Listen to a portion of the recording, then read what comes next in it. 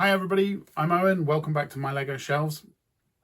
Lego have announced a new DeLorean, the time machine from Back to the Future. So I thought that I would have a little preview, or rather a review of the previous DeLoreans.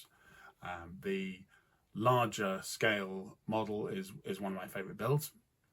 I'm not going to build that one today, but I will build it and I will review it in due course. But a little while back there was a version of the DeLorean in a similar size to the one that's going to be released soon.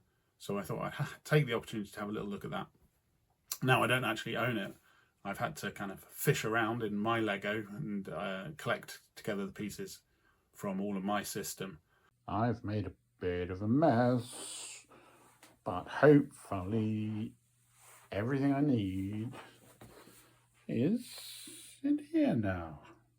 So I've tidied up a bit and I've built the DeLorean now, and so I just want to have a little talk about that. And here it is. Not perfectly complete because, like I say, it came out of my Lego just pieces.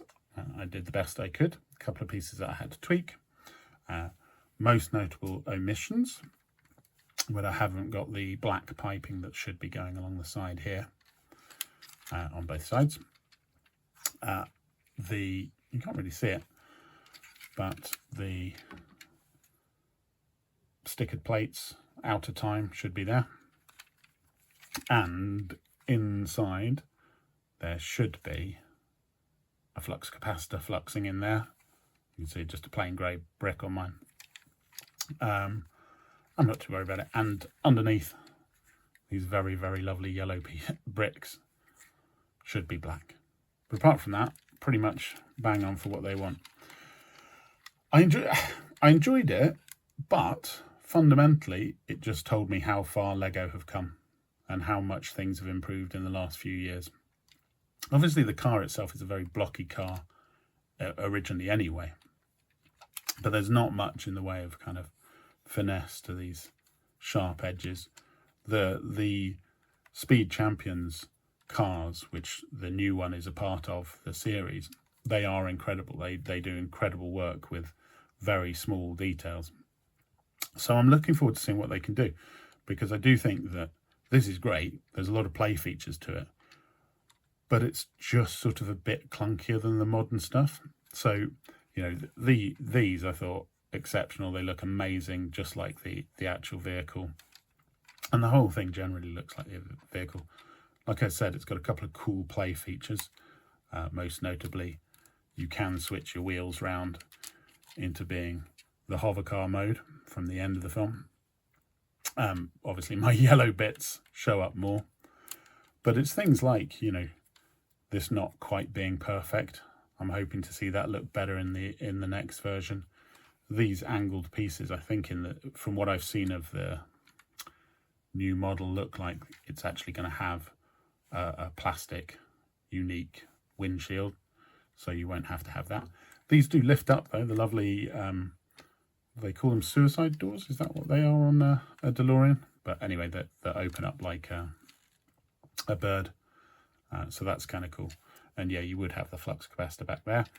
I'm half tempted to kind of build something extra with that and make it look better. And likewise, this on the original has the dates, so that's kind of cool. Another couple of extra bits and bobs that you get is that you do get a little option to change your model to have the Mr. Fusion. So that reactor goes on the back then, and you can fuel your car that way instead. I don't think it adds much to the vehicle, but it's a nice touch to have that as well.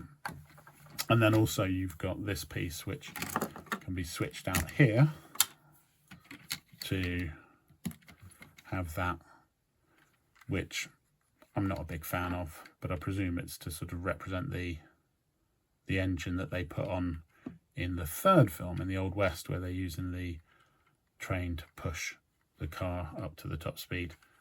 So that's kind of fun. Like I said, it's quite clunky. It's interesting to see the use of sort of slightly older bricks. You know, lots and lots of the headlamp style bricks being used throughout the build. You can see some in there, you can see them on the back. Not actually in the headlamps, but yeah. So a fun build, but mostly kind of an insight into how far we've come, how much better the models we're getting these days are, and how wonderful the designers are continuing to kind of push the level of you know, exactitude on the detail, the colours, and the design. Just really, really good. We'll see, of course, whether I think that the new one is good or not. I don't know. I do absolutely love the bigger one. I will talk about that soon. There's things like this black line here and this little not quite working gap. Hard to do, particularly if you want the door to open. But those little things. And yeah, just overall, it does look like the DeLorean, but it doesn't look like modern Lego. Like if you compare it to some of the cars that have been done by the Speed Champions recently. But yeah, there we go. I'm very much looking forward to finding out what the final DeLorean, new DeLorean will look like. I'm a huge fan of those films. I think that's it for me for now. So keep on building, and I'll see you next time.